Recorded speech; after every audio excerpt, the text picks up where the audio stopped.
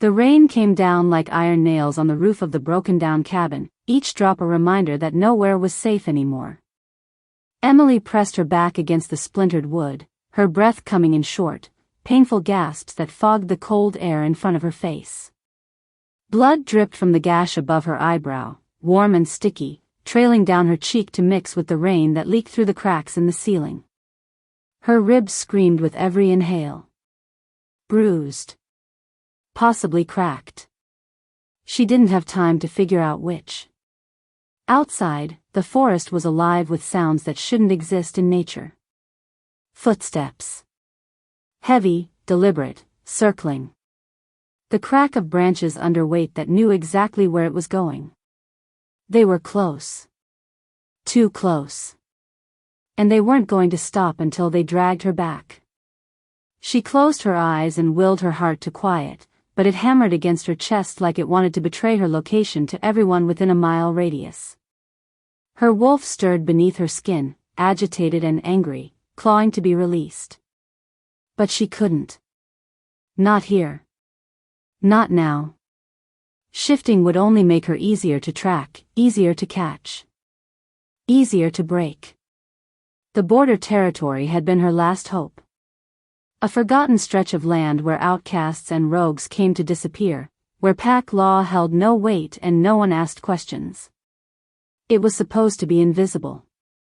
A place where someone like her could vanish into the cracks of the world and never be found again. She'd kept her head down for 3 weeks, masked her scent with crushed wolfsbane and pine resin, avoided every gathering, every whisper, every glance.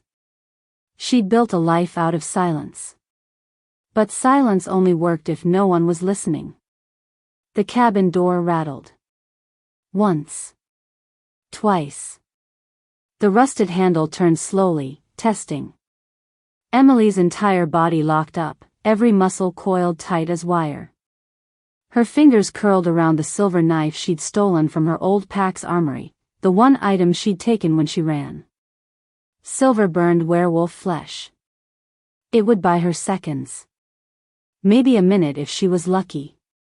The door stopped moving. Then came the voice. Low. Familiar. Poisonous. Emily. I know you're in there.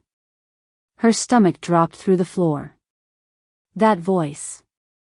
It slithered through the cracks in the walls, wrapped around her throat, and squeezed. Marcus. Her ex. Her handler. The man who'd spent 2 years convincing her that love meant control, that protection meant chains, that belonging meant erasing every piece of herself until only his version remained. You can't run forever, Marcus continued, his tone almost gentle, like he was coaxing a frightened animal. You know that, don't you? You think this place will hide you? You think he doesn't know you're here? Emily's pulse spiked. He. Marcus never said the name. None of them did. But everyone knew who ruled the estate that bordered this forgotten stretch of wilderness. The Alpha King. Roland. A ruler so ancient, so powerful, that even rogue wolves whispered his name with fear lodged in their throats. His land stretched for miles, a fortress of old magic and iron law. No one crossed his borders. No one dared look him in the eye. And Emily's broken cabin sat less than half a mile from his estate. She'd seen the stone walls through the trees on her first night here, towering and silent, wrapped in mist that never seemed to lift. She'd felt the pull then. A strange, uncomfortable tug deep in her chest, like something inside her recognized something on the other side of those walls. She'd ignored it. Buried it. Survival meant staying away from powerful men, and the Alpha King was the most dangerous of them all. But if Marcus knew she was this close to Roland's territory. Come out, Emily, Marcus said, and this time his voice had teeth. Or I'll come in. And you remember what happens when I have to come get you. She did remember. The scars on her back remembered. Her wolf remembered. Her fingers tightened around the knife handle until her knuckles went white. She could fight. She could try. But Marcus hadn't come alone. She'd heard at least 3 sets of footsteps circling the cabin. Maybe more. He'd brought reinforcements this time, wolves loyal to the pack she'd fled, wolves who believed she was a traitor, a coward, a threat that needed to be contained. Or worse, a weapon that needed to be reclaimed. The rain pounded harder, turning the world outside into a gray, drowning blur. Thunder rolled across the sky, low and ominous, shaking the bones of the cabin. And beneath it all, Emily felt something else. A presence. Watching. Waiting. She opened her eyes. Through the cracked window, past the twisted trees and the curtain of rain, she saw him.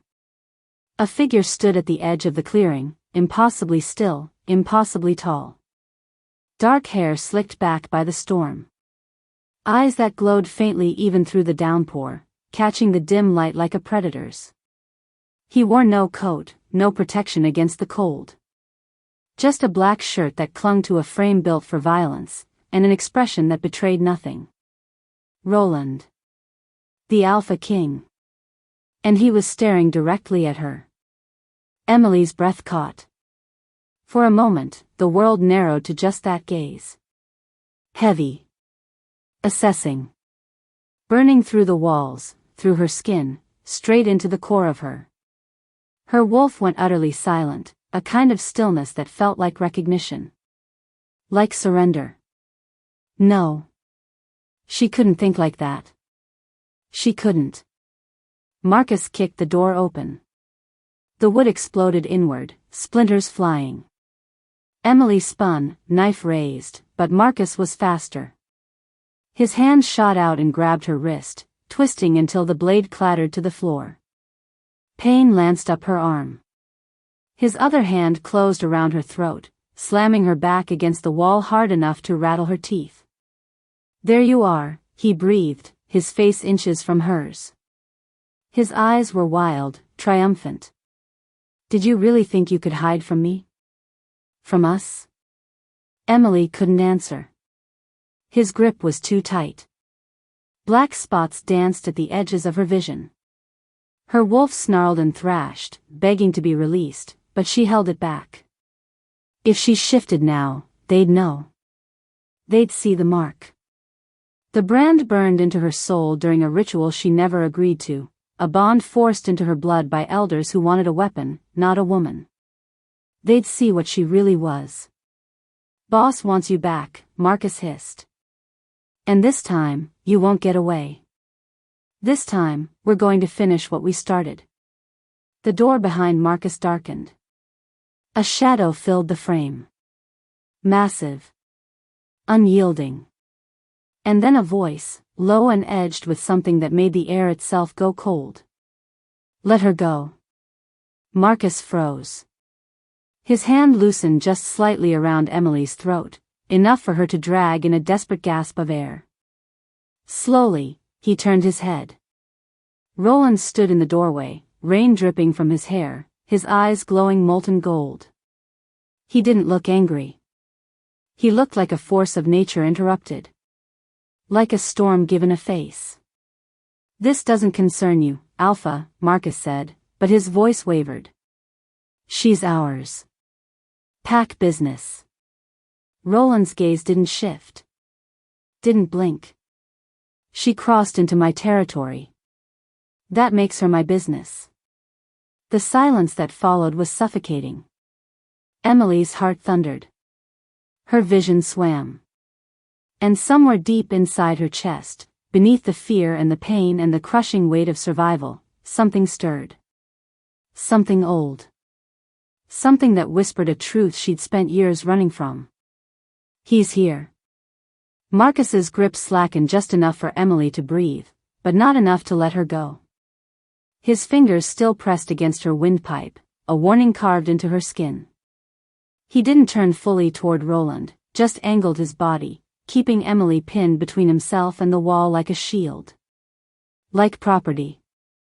With all due respect, Alpha King, Marcus said, and the title dripped from his mouth like venom wrapped in silk, this woman is a fugitive. She ran from her pack. She broke sacred vows. We have every right to retrieve her. Roland stepped inside. Water pooled at his feet, but he didn't seem to notice. His presence filled the cabin, dense and overwhelming, pressing against the walls until the space felt too small to contain him. His eyes never left Emily. Not for a second. They burned through Marcus like he wasn't even there, like he was nothing more than an inconvenient obstacle standing between Roland and something that belonged to him. Except Emily didn't belong to anyone. Not anymore. I didn't ask about your rights, Roland said. His voice was quiet. Controlled. The kind of quiet that made smart people run. I told you to let her go. Marcus's hand twitched against Emily's throat. She felt his pulse through his palm, rapid and unsteady. He was afraid. He should be. Every instinct in her body screamed that the man standing in the doorway wasn't just powerful. He was ancient. Untouchable. The kind of alpha who didn't need to raise his voice because the weight of his authority did the work for him. She's dangerous, Marcus tried again, desperation creeping into his tone. She's been marked. Bound. If she stays here, if she's left unchecked, she'll. I know what she is. The words landed like a blade between Emily's ribs. Her breath stopped. Her entire body went rigid. He knows. How could he possibly know? She'd hidden it. Buried it. Spent years masking the bond that had been carved into her soul during a ritual meant to create something monstrous. A weapon disguised as a mate. The elders had promised her it would make her strong, that it would give her purpose. They'd lied. It had only made her a target. Roland's gaze finally shifted. Slowly.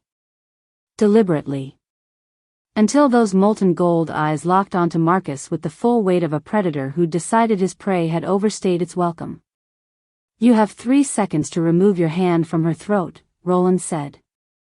Or I'll remove it for you. The air thickened. Outside, the storm raged harder, wind howling through the trees like a chorus of warnings. Thunder cracked so close it shook the cabin's foundation. Emily felt the shift in the room, the way the temperature dropped, the way her wolf pressed itself flat in submission even though Roland wasn't even looking at her anymore. Marcus's hand fell away. Emily collapsed against the wall, gasping, clutching her throat. Her legs barely held her upright. Black spots still danced at the edges of her vision, but she forced herself to stay conscious, to stay aware. Because men like Marcus didn't let go unless they had a plan. And men like Roland didn't intervene unless they wanted something. Marcus stepped back, hands raised in a mockery of surrender. Fine. She's yours. For now. His gaze slid to Emily, cold and calculating. But this isn't over, Emily. You know that. You can hide behind the Alpha King all you want, but eventually, you'll have to face what you are. What you were made for. Roland moved. One moment he was standing in the doorway. The next, he had Marcus by the throat, lifting him off the ground with one hand. No warning. No hesitation. Just raw, terrifying strength. Marcus's eyes bulged. His hands clawed at Roland's wrist, but it was like trying to move stone. You're still here, Roland observed, his tone conversational. Almost bored. That's a mistake. He threw Marcus through the open door. The man's body hit the mud outside with a wet, heavy sound. He rolled twice before scrambling to his feet, coughing, drenched and humiliated. 2 other wolves emerged from the tree line, flanking him, their eyes glowing in the darkness. They looked between Marcus and Roland, weighing their options. Deciding whether their loyalty was worth dying for. Smart wolves. They turned and ran. Marcus lingered a moment longer, his gaze finding Emily through the doorway. There was something in his expression that made her stomach turn. Not anger. Not even hatred. Just certainty. Like he knew something she didn't. Like this was all going exactly according to plan. Then he vanished into the storm. The silence that followed was deafening. Emily's knees gave out. She slid down the wall, her body shaking so hard her teeth chattered.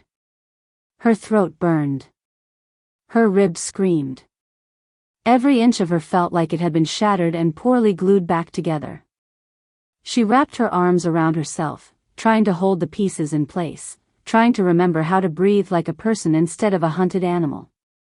Roland turned back to her. She flinched before she could stop herself. He noticed. Something flickered across his face. Not anger. Something worse. Something that looked almost like pain. He didn't come closer. Instead, he crouched just inside the doorway, putting himself at her level, giving her space. The rain framed him like a curtain, and for the first time, Emily could really see him. Not the Alpha King. Not the legend. Just a man with scars on his knuckles and shadows in his eyes and a weariness that looked like it had been carved into him over centuries. Emily, he said, and her name and his voice did something to her chest. Made it tighten and ache in a way that had nothing to do with the bruises. How do you know my name? She whispered. Her voice came out raw. Broken. I've known your name for a long time. He studied her with an intensity that made her feel exposed, like he could see through skin and bone straight into the truth she'd been hiding. I've been waiting for you to cross into my territory. I just didn't think you'd wait 3 weeks before letting me know you were here. I wasn't trying to. She stopped. Swallowed. Tasted copper. I wasn't trying to get your attention. I know. His mouth curved, but it wasn't quite a smile. More like an acknowledgement of irony. You were trying to disappear. You almost succeeded. He paused. Almost. Why? The question tore out of her before she could stop it. Why do you care? You don't know me. You don't owe me anything. Don't I? The way he said it made her wolf stir. Made something deep inside her chest pull taut, like a string that had been waiting years to be plucked. No. She couldn't think like that. Couldn't let herself fall into the trap of believing that anyone, especially someone as powerful as Roland, could want her for anything other than what she'd been made into. I don't need your protection, she said, forcing steel into her voice even though her body was still trembling. I've survived this long on my own. You call this surviving? Roland's gaze dropped to the blood on her face, the bruises blooming on her throat. You're hurt. You're alone. And the wolves who just left aren't going to stop coming for you. You know that.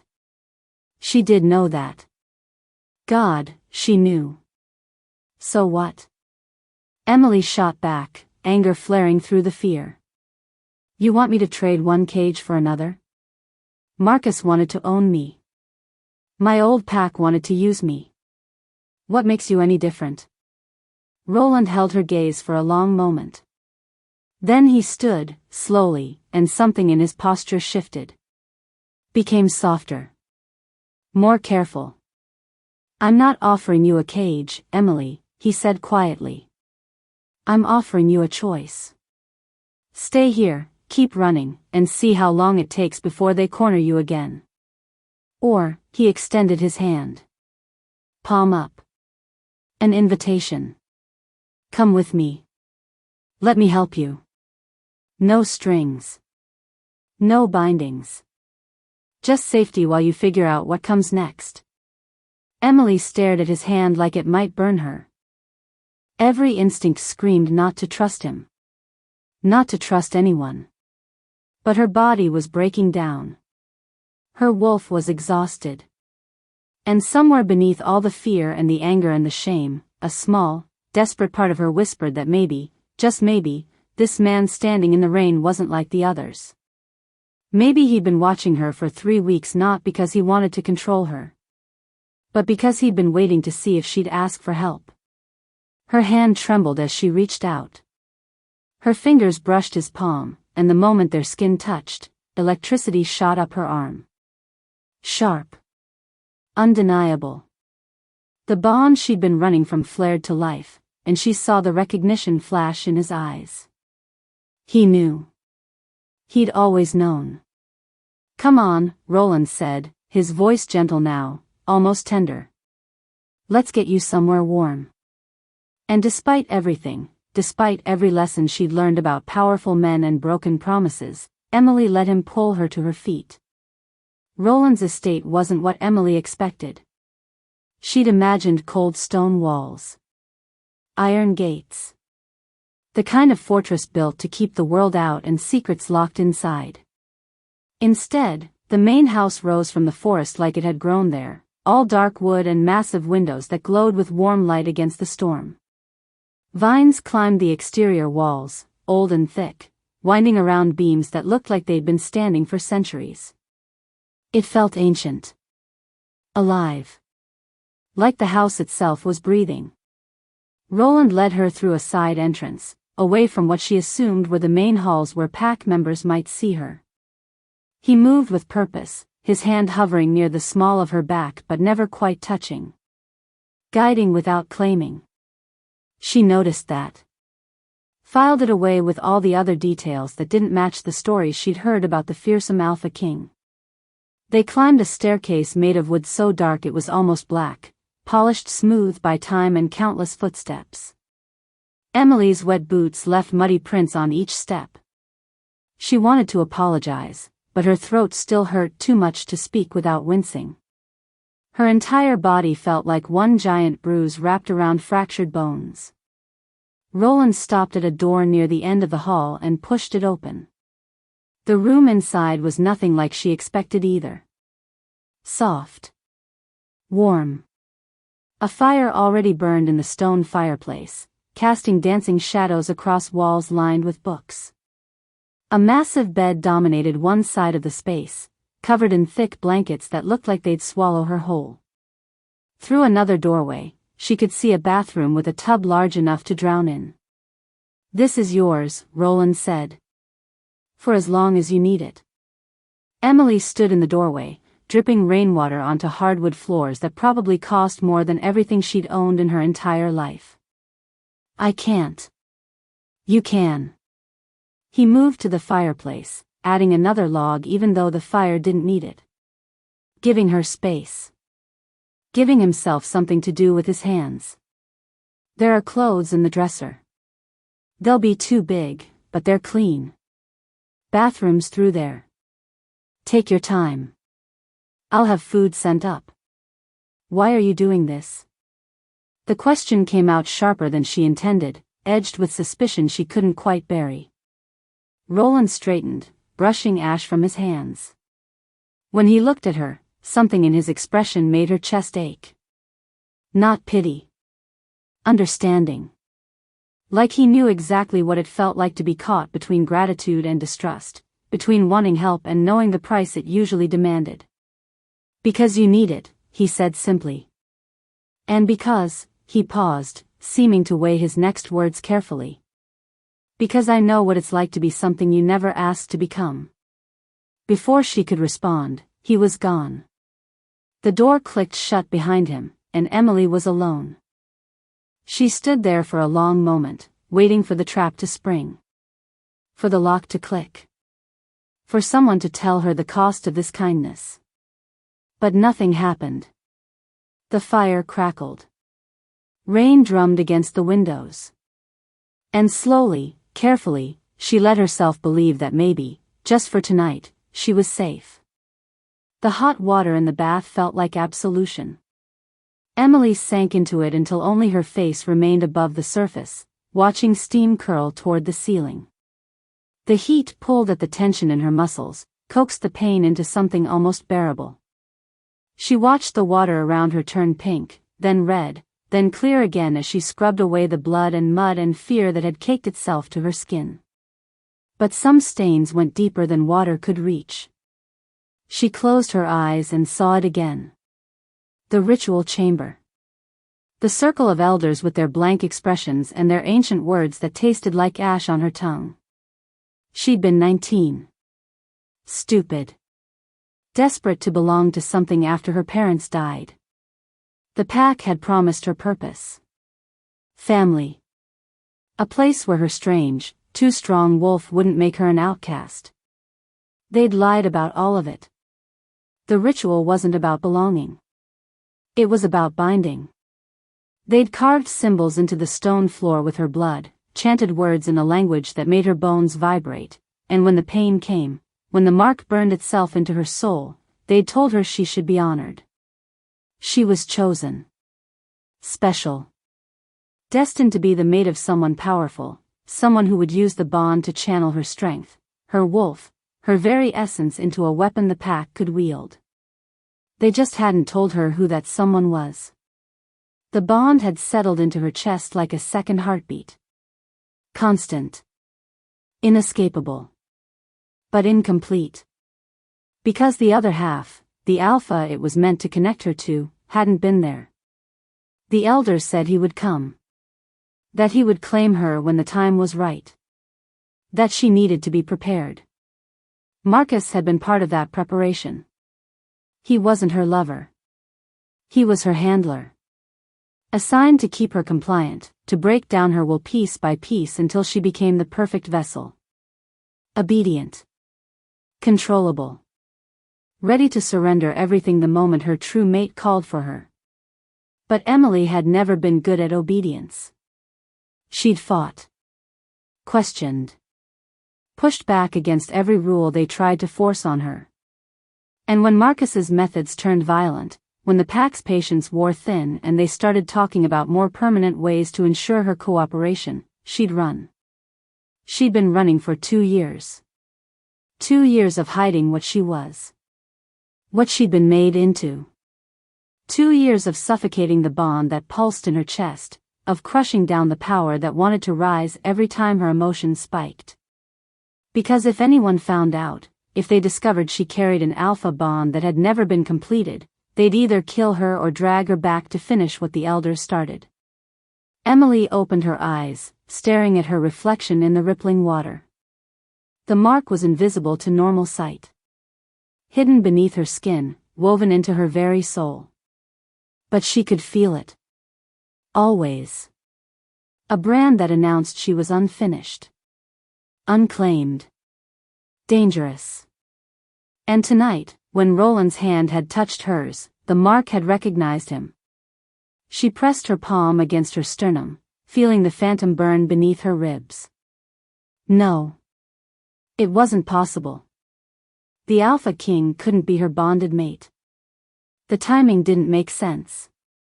The ritual had been 2 years ago, and Roland was ancient. If the bond was meant for him, why hadn't the elders simply brought her to him? Why all the secrecy? The violence? Unless they'd been afraid. Unless they'd known that if she and Roland completed the bond before they'd broken her will, she'd become something they couldn't control. A knock at the bathroom door made her jump, water sloshing over the tub's edge. Food's outside the door, Roland's voice came through the wood. Low. Careful not to startle her more than he already had. I'm leaving. You don't have to worry about anyone bothering you tonight. Emily's throat tightened. Thank you. Silence. Then, Emily, whatever they did to you, whatever you're running from, you don't have to carry it alone anymore. His footsteps retreated before she could answer. She climbed out of the bath, dried off with towels softer than anything she'd felt in years, and pulled on clothes from the dresser. Roland had been right. They were too big. A shirt that hung to her knees, sweatpants she had to roll 3 times.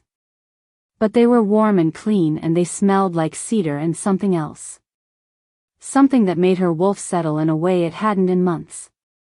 The food waiting outside her door was simple. Soup. Bread. Water.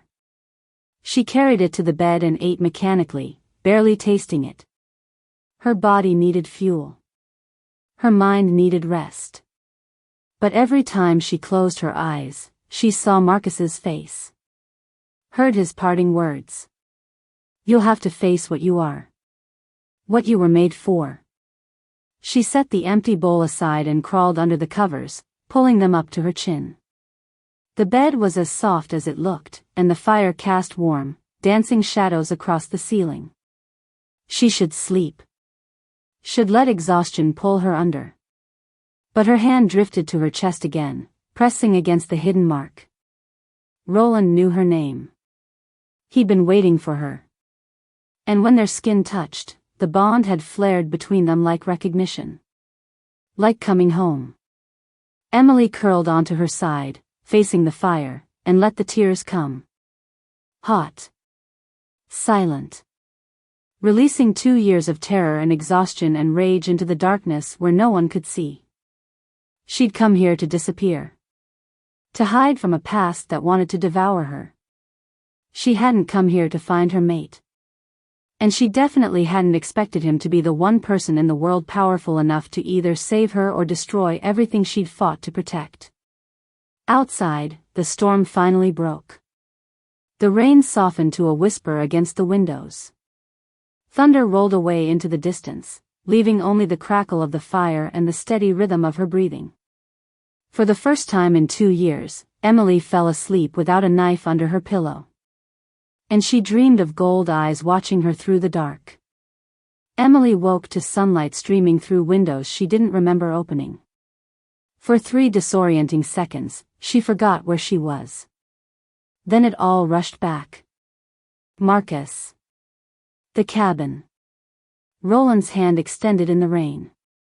She sat up too fast, her ribs protesting, and found a tray on the bedside table that hadn't been there when she fell asleep. Tea, still steaming. Fresh bread. Fruit that looked like it had been picked that morning. Someone had been in her room while she slept. Her pulse spiked, but then she noticed the note beside the tray, written in clean, precise handwriting. You were sleeping. Didn't want to wake you. The clothes in the closet will fit better. Take your time. R. Emily picked up the note, running her thumb over the letters. There was something almost careful about the way he'd written it. Like he'd considered every word. Like he knew she'd wake up afraid and wanted to ease that fear before it could take root. She dressed in the clothes he'd mentioned, dark jeans that actually fit, a soft sweater the color of moss. They were clearly new, bought specifically for her, and that thought sent a strange flutter through her chest. She braided her damp hair over one shoulder and ventured out of the room. The hallway was empty. Quiet. She followed the scent of coffee and something baking, letting her nose guide her down the stairs and through corridors lined with paintings that looked older than countries. The house felt different in daylight. Less imposing. Almost welcoming, if a place this grand could ever truly feel welcoming to someone like her. She found Roland in the kitchen. Not a formal dining room. Not some throne room or Alpha's study. The actual kitchen, sleeves rolled up to his elbows, hands dusted with flour. He stood at a massive wooden island, kneading dough with the kind of focused intensity most people reserved for battle planning. Sunlight poured through windows that overlooked a garden wild with autumn colors. He looked up when she entered, and something in his expression softened. You're awake, he said, like this pleased him more than it should. How do you feel? Sore. Confused. She hovered in the doorway, unsure if she should come closer. Why are you making bread? The corner of his mouth lifted. Not quite a smile, but close. Because I'm good at it. And because thinking with my hands helps when my mind won't quiet. He gestured to the counter beside him. Coffee's fresh. Help yourself. Emily moved slowly into the space, hyper-aware of every step, every breath.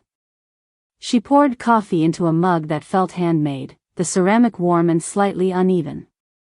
The kitchen smelled like yeast and cinnamon and safety, if safety had a scent. You don't have servants, she asked, then immediately regretted it. It sounded accusatory. Roland didn't seem offended. I have staff. But I don't like people hovering. Especially not in the morning. He shaped the dough into a loaf with practiced ease. Besides, this house is too big for just me. It's nice to fill it with something other than silence. The loneliness in his voice was so unexpected, so raw, that Emily found herself speaking before she could stop. How long have you been alone? His hands stilled. For a moment, she thought she'd overstepped, that he'd shut down or dismiss her. But then he resumed working the dough, slower this time. A long time, he said quietly. Long enough that I've forgotten what it feels like to have someone ask that question. The weight of centuries hung in those words. Emily gripped her coffee mug, something aching in her chest. This man, this alpha king who legend said had ruled for lifetimes, was standing in his kitchen making bread because he was lonely. I shouldn't be here, she said. Not because she wanted to leave. Because she needed him to understand. Marcus will come back. And when he does, he won't come alone. My old pack, they won't stop. If they find out I'm here, if they think you're protecting me, let them come. Roland's voice hardened, just slightly. Just enough to remind her what he was beneath the flour-dusted hands and the quiet morning routine. This is my territory. My land. And you're under my protection now whether you asked for it or not. But you don't understand what I know about the mark, Emily. The words dropped between them like stones into still water. Emily's coffee mug slipped.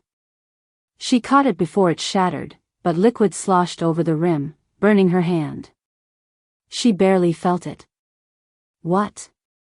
Roland set the dough aside, wiped his hands on a towel, and turned to face her fully. Those gold eyes that had haunted her dreams pinned her in place. The ritual mark. The incomplete bond. I've known since the moment you crossed into my territory. I felt it. Her throat closed. That's impossible. Is it? He took a step toward her, and she forced herself not to retreat. You felt it too. When I touched your hand. You knew. She had known. God help her, she'd known.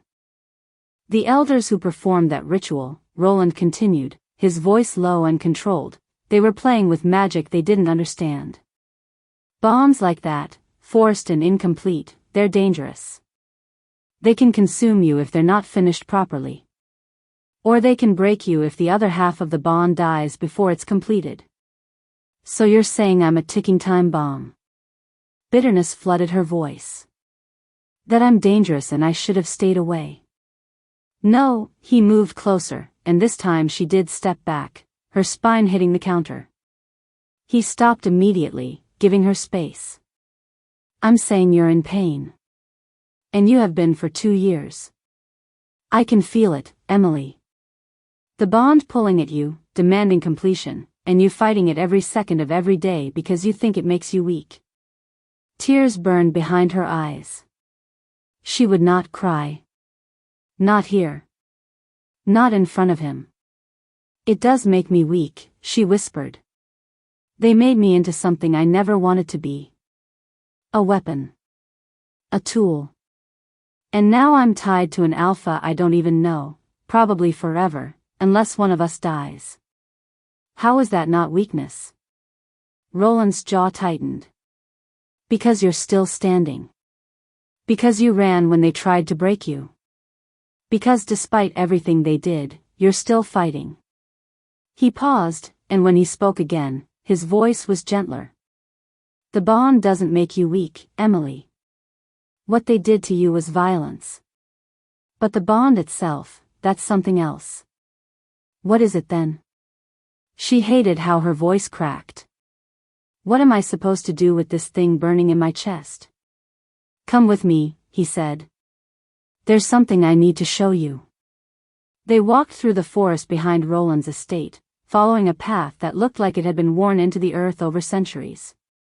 The morning was cool and bright, the storm-washed air sharp with the scent of pine and damp earth. Emily's ribs still ached with every breath, but she pushed through it, following Roland deeper into territory that felt older with every step. He didn't speak. Just led her forward with the confidence of someone who knew these woods like his own heartbeat. Birds called from the canopy above. Somewhere distant, water rushed over stone. The further they walked, the more the modern world seemed to fall away, replaced by something ancient and humming with power. They emerged into a clearing that stole Emily's breath. At its center stood a massive stone altar, covered in symbols so old they seemed to pulse with their own light. The stones were arranged in a perfect circle, each one taller than Roland, weathered by time but unbroken.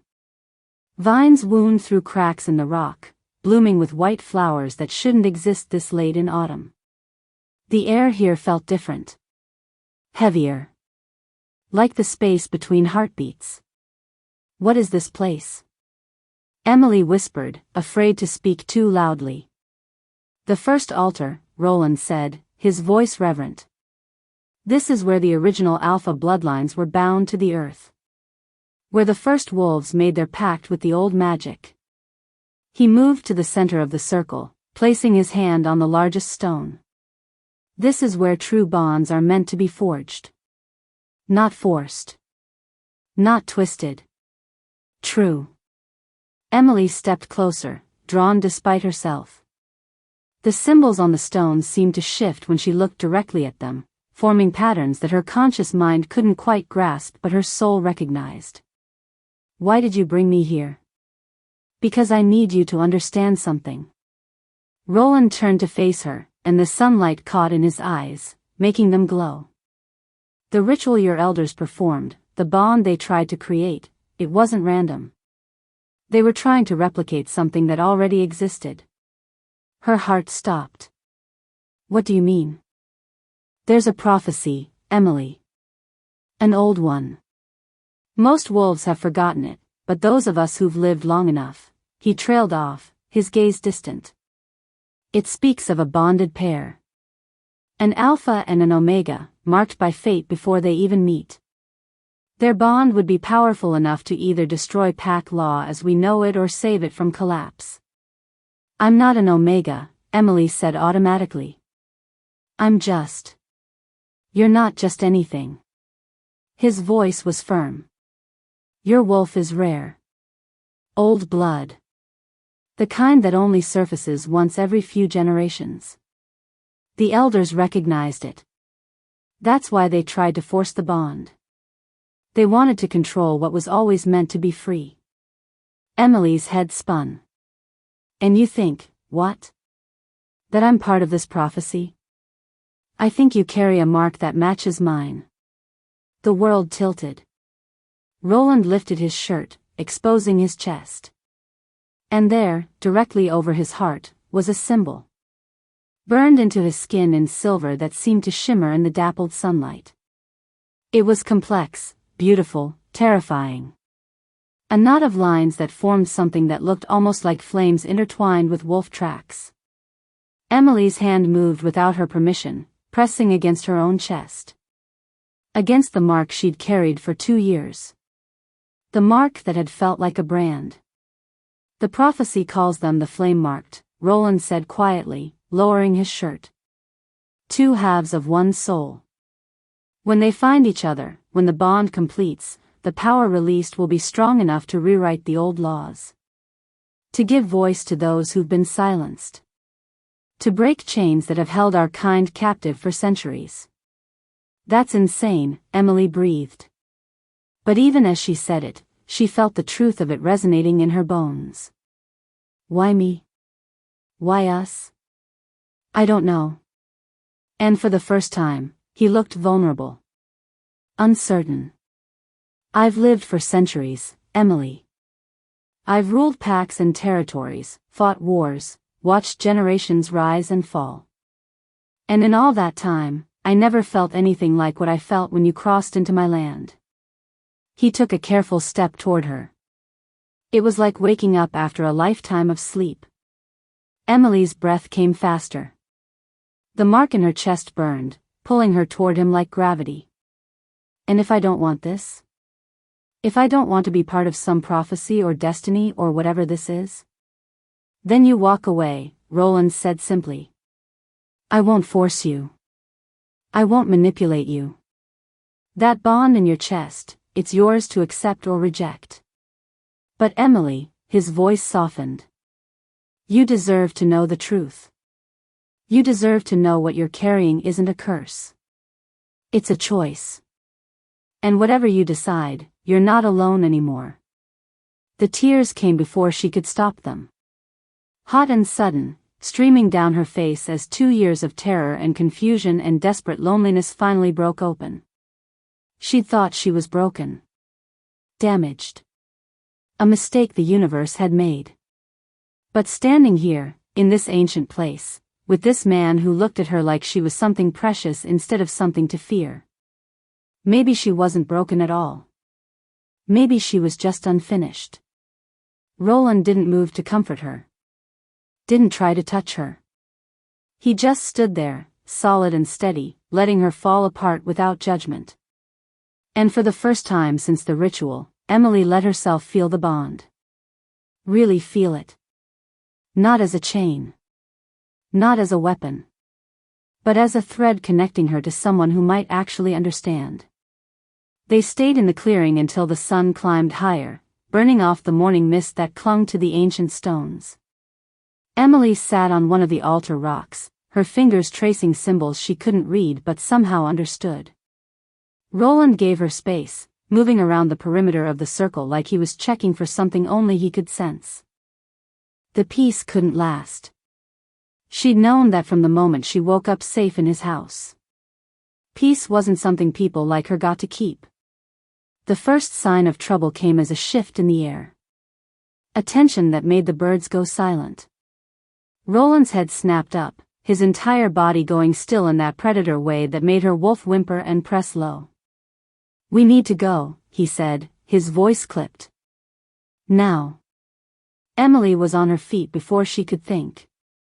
What is it? Company. And not the kind that announces itself politely. He moved to her side, his hand hovering near her elbow. Stay close to me. No matter what happens, stay close. They made it halfway back to the estate before the wolves appeared. They came from all sides, melting out of the forest like shadows given teeth. 8 of them. Maybe 10.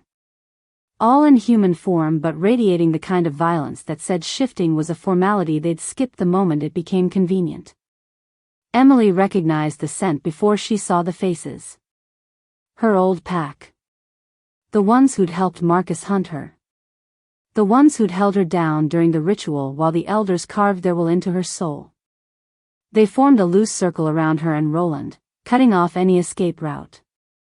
At the center of the group stood a woman Emily knew too well. Elder Moira.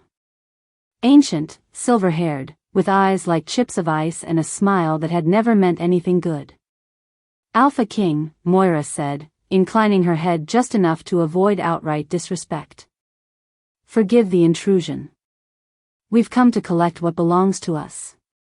Roland's presence shifted. Became denser.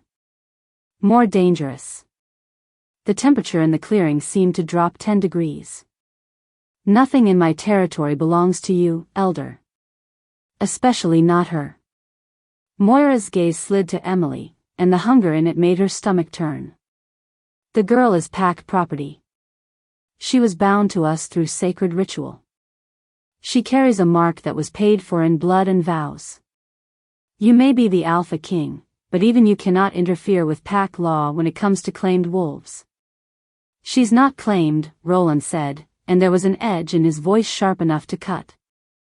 She's trapped. There's a difference. Semantics. Moira waved a dismissive hand. The ritual was completed. The bond exists. Whether she accepts it or not is irrelevant. She will return with us, or we will take her by force. Even from you. The wolves around them tensed, hands curling into claws, eyes beginning to glow. Emily's heart hammered against her ribs. They were outnumbered. Roland was powerful, but he was alone, and these wolves had come prepared for a fight. If it came to violence, people would die. Maybe her. Maybe him. She couldn't let that happen. Wait, Emily said, stepping forward. Roland's hand shot out, catching her wrist gently but firmly. Don't, he said quietly. Just that one word, but loaded with meaning. Don't sacrifice yourself. Don't give in. Don't believe them. She has a voice, Alpha King, Moira said, that terrible smile widening. Perhaps you should let her use it. Emily pulled free from Roland's grip, moving forward until she stood between him and the circle of wolves. Her body screamed at her to run, to hide, to make herself small and invisible like she'd done for 2 years. But something else burned in her chest now. Something that had woken up in the clearing with the ancient stones. Something that refused to be caged anymore. You want me back because I'm a weapon, Emily said, her voice steady despite the fear clawing at her throat. You don't care about pack law or sacred bonds. You care about control. About what you can make me do. Moira's expression didn't change, but something flickered behind her eyes. Calculation. You're emotional, child. Traumatized. We understand. That's why we sent Marcus to retrieve you gently. But you've run far enough. It's time to come home and fulfill your purpose. My purpose? Emily laughed, and it came out bitter. Sharp.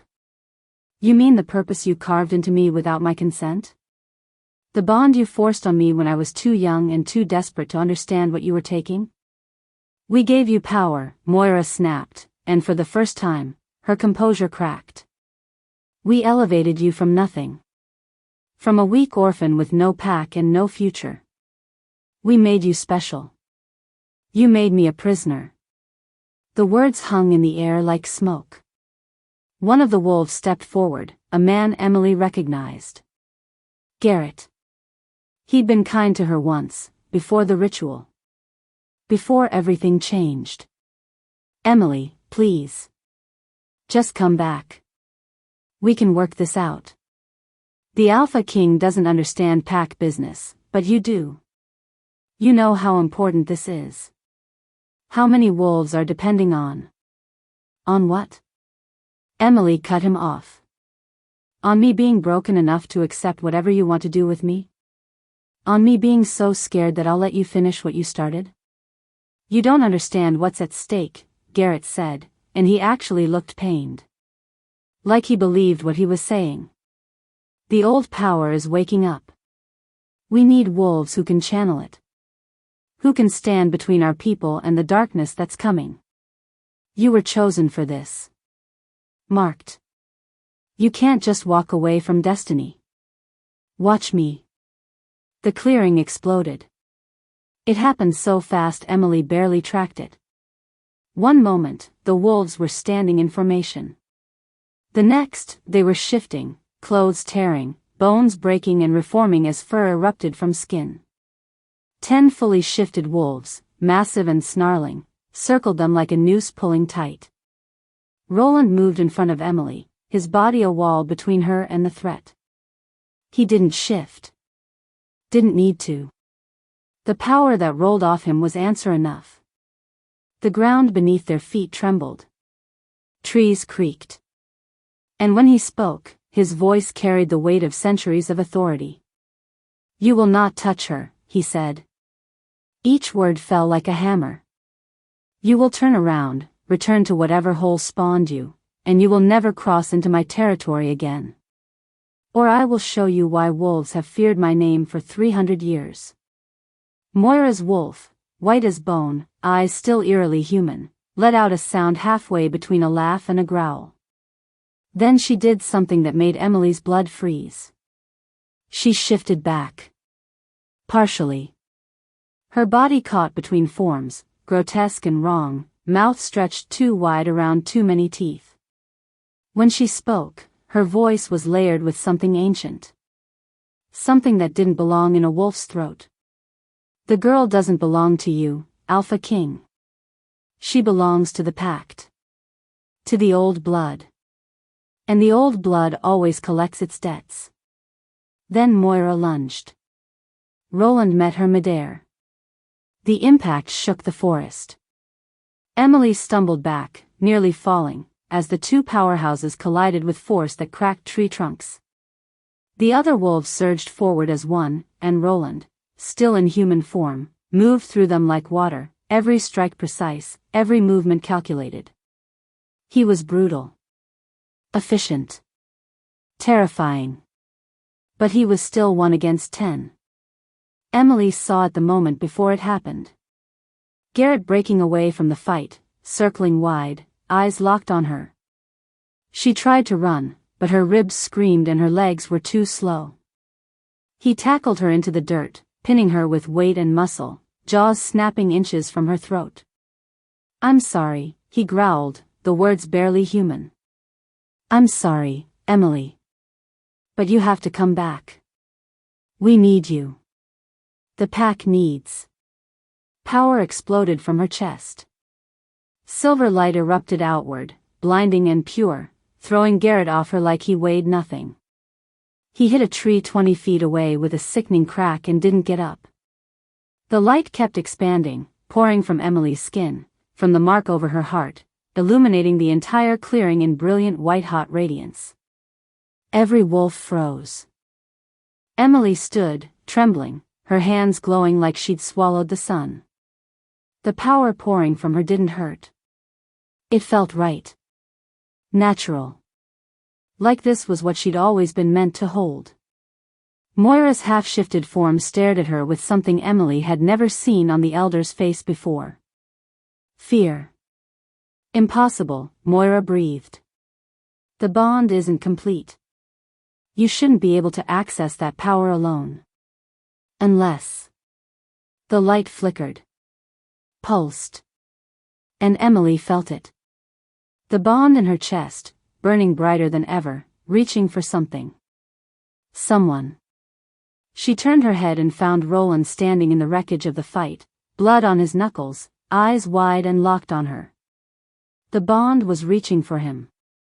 "Emily," he said, and his voice was rough. Awed. "Whatever you're feeling right now, you need to pull it back. If you lose control..." "She won't," Moira interrupted, and her voice had changed. "Become calculating again. She can't. Because she's not strong enough to hold that power without her mate. And she'll never be strong enough, will she, child? Because you're too afraid to let the bond complete. Too broken to accept what you were made for." The words struck like physical blows. The light wavered, dimmed. Doubt crept in, cold and suffocating. Maybe Moira was right. Maybe Emily was too broken. Too weak. Maybe this power would consume her if she tried to hold it alone. "Emily, look at me." Roland's voice cut through the spiral. She found his eyes across the clearing, steady and certain. "You're not broken," he said. "And you don't need me to be strong. You've always been strong. This power? It's yours. It was always yours. They just convinced you it wasn't." The light surged brighter. Moira snarled and lunged again, but this time Emily was ready. She threw her hand out instinctively, and the power followed, slamming into Moira's chest and sending her sprawling. The other wolves scattered, yelping, retreating to the tree line. "This isn't over," Moira spat, back in human form now, blood trickling from her mouth. "The pact will be fulfilled. With or without your cooperation. And when it is, little girl, you'll wish you'd come quietly." Then she and her wolves were gone, melting back into the forest like they'd never been there at all. The clearing fell silent except for Emily's ragged breathing. The light faded slowly, sinking back into her skin, back into the mark over her heart. Her legs gave out. Roland caught her before she hit the ground, his arms solid and warm around her. "I've got you," he murmured against her hair. "I've got you." Emily closed her eyes and let herself lean into him. Just for a moment. Just until the world stopped spinning. But even as he held her, even as his heartbeat steadied her own, she couldn't shake Moira's final words. "The pact will be fulfilled." Whatever that meant, it was coming. And Emily had the terrible feeling that her power awakening had just started a countdown she didn't know how to stop. Roland carried her back to the estate without asking permission. Emily was too exhausted to protest, her body wrung out from the power that had exploded through her. She kept her face pressed against his chest, listening to the steady rhythm of his heartbeat, letting it anchor her to something real while her mind spun with everything that had just happened. She'd used the power. The thing she'd been terrified of for 2 years, the weapon the elders wanted to control, had poured out of her like it belonged there. Like it had been waiting for permission to exist. And it had felt incredible. That terrified her most of all. Roland took her to a different room this time. Smaller than the bedroom she'd woken in, but warmer. A study lined with books and maps, with a fireplace already crackling and 2 worn leather chairs positioned in front of it. He set her down gently in one of the chairs, then moved to a cabinet in the corner. "Drink this," he said, returning with a glass of amber liquid. Emily took it without thinking, then coughed as the whiskey burned down her throat. "What is this?" "Something to steady your nerves." He settled into the chair across from her, close enough that their knees almost touched. Blood still stained his knuckles, but he seemed unbothered by it. "How do you feel?" "Like I just got hit by lightning." She stared into the glass, watching the firelight dance through the liquid. "That power. I didn't know I could do that." "You've never accessed it before?" "Never." She shook her head. "I felt it. The mark would burn sometimes, especially when I was emotional or scared. But it never erupted like that." Roland leaned forward, elbows on his knees, studying her with an intensity that made her feel exposed. It responded to genuine threat. "To protect you. That's what the bond does when it recognizes danger to its bearer." "But the bond isn't complete," Emily said, repeating Moira's words without meaning to. "She said I shouldn't be able to access the power alone. That I wasn't strong enough. Moira's a liar and a manipulator." Roland's voice hardened. "She wants you to believe you're weak without them, without their control. The truth is, the power has always been yours, Emily. The bond amplifies it, yes. But it doesn't create it. You were born with something rare. Something they recognized and tried to exploit." Emily met his eyes. "What am I?" "You're what the old texts call a flame bearer. A wolf born with the ability to channel ancient magic through their bond. It only appears once every few generations, usually in wolves with bloodlines that trace back to the original packs." He paused. "Your parents, did they ever tell you where your family came from?" "They died when I was 17. The words still hurt, even years later. Car accident. I never got to ask them much about our history. They were private people. Kept to themselves. Or they were hiding," Roland said quietly. "Protecting you from wolves who would want to use you the way your elders did." The thought sent a chill through her. Had her parents known?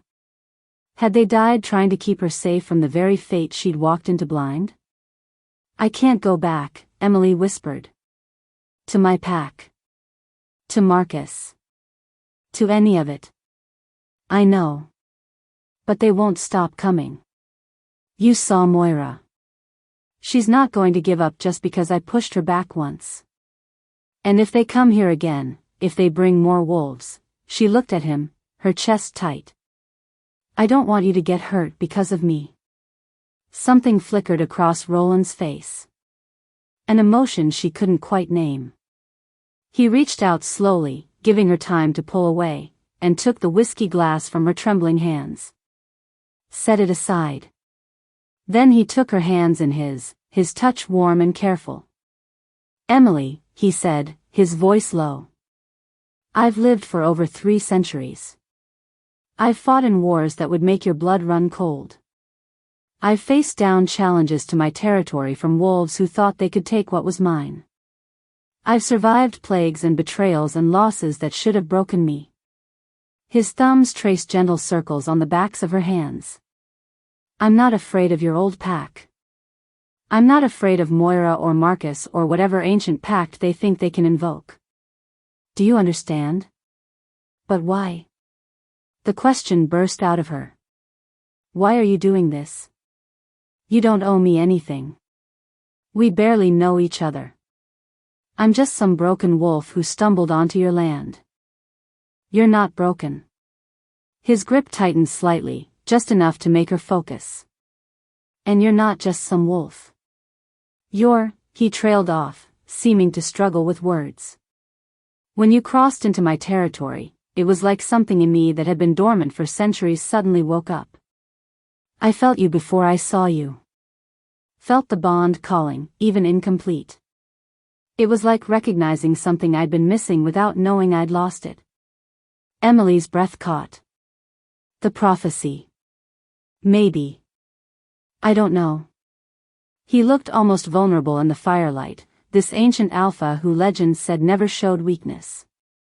All I know is that for the first time in longer than I can remember, I feel awake. And I'm not going to let anyone take that away.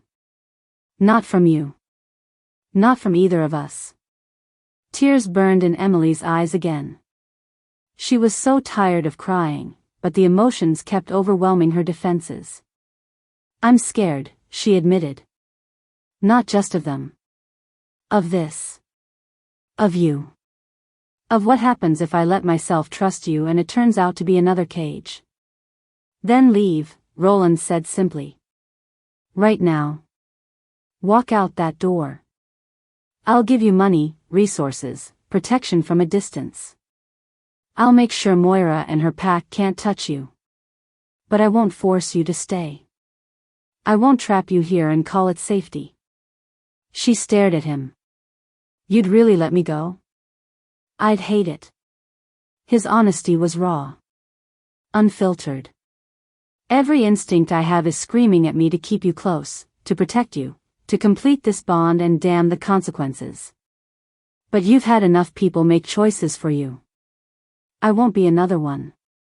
The words settled into her chest, warm and unexpected. He meant it. She could see it in his eyes, feel it in the way he held her hands like she was something precious but not possessed. I don't want to leave, she whispered. I want to stay. I'm afraid of what that means. It means you're safe. For now. That's all. He squeezed her hands gently, then released them, sitting back. Giving her space to breathe. Everything else, we'll figure out as we go. They sat in silence for a while, the fire crackling between them. Emily felt her body slowly relaxing, the adrenaline from the fight finally draining away. Her ribs still hurt, but the pain was manageable now. Distant. Like her body understood it was allowed to stop being in survival mode for a moment. Can I ask you something? She said finally. Anything. The mark on your chest. How long have you had it? Roland's expression shifted. Became distant. 30 years. It appeared one night without warning. No ritual. No ceremony. Just woke up with it burned into my skin, and I knew something had changed. I spent years trying to understand what it meant, searching old texts, consulting with wolves who remembered the ancient ways. He looked at her. Then I felt you cross into my territory, and suddenly it all made sense. 30 years, Emily breathed. But my ritual was only 2 years ago. Which means the bond existed before they tried to force it. His voice was tight with barely controlled anger. They knew about you. About us. They tried to hijack something that was already forming naturally. Tried to twist it into something they could control. The implications made Emily feel sick. So all of it. Marcus, the ritual, everything, it was all to get ahead of the real bond? To corrupt it before it could form properly. Yes. Roland's hands curled into fists. If the bond had completed naturally, between two willing participants, the power it released would have been significant. Enough to challenge pack hierarchies. To give voices to wolves who've been silenced. To rewrite laws that have kept omegas and weaker wolves as property for generations. That's what Moira meant, Emily said slowly. About the pact needing to be fulfilled. They're not trying to complete the bond the right way. They're trying to force it their way. To make sure the power serves them instead of threatening them. Exactly. Roland stood, pacing to the window. Rain had started again, pattering softly against the glass. Which means they'll keep coming. They'll escalate. And eventually, they'll try to force the completion whether you consent or not. Fear spiked through her. Can they do that? Not easily. Not with you here. But if they get their hands on you again, he didn't finish the sentence. He didn't need to. Emily stood, moving to join him at the window. The estate ground stretched out below, dark and rain-soaked and beautiful in a wild way. She could see lights in the distance. Other buildings. Other wolves who lived under Roland's protection. What happens if we complete the bond? She asked quietly. The right way. What does that even look like? Roland went very still beside her. It would require both of us choosing it. Fully. No coercion. No force. Just acceptance. He turned to look at her, and the vulnerability in his expression made her chest ache. And I won't lie to you, Emily. It would change everything. The power would be immense. Unstable at first. And every wolf who benefits from the current system would see us as a threat. So we'd be trading one target for another. Yes. He held her gaze. But you'd be free. Truly free. The bond would be yours. Your choice. Your power. No one could take it from you again. Emily looked back out at the rain. Freedom. She'd been chasing it for 2 years, running from cage to cage, never quite escaping. But maybe freedom wasn't about running. Maybe it was about choosing. About standing still and saying this is who I am, and I won't apologize for it anymore. I'm not ready, she said honestly. To complete the bond. To make that choice. I need time. Then take it, Roland said. We have time. Not infinite, but enough. She turned to him, and found him watching her with an expression that made her heart stutter. Not hunger. Not possession. Just seeing. Like he was looking at all of her, every broken and terrified piece, and finding her worthy anyway. Thank you, she whispered. For not pushing. For letting me choose. Always, he said. Then, so quietly she almost missed it, I've waited 3 centuries. I can wait a little longer. The words wrapped around her heart and squeezed. Emily did something she hadn't done in 2 years. She reached out and took his hand. Just held it, their fingers intertwining, the bond humming contentedly between them like it had been waiting for even this small acknowledgement.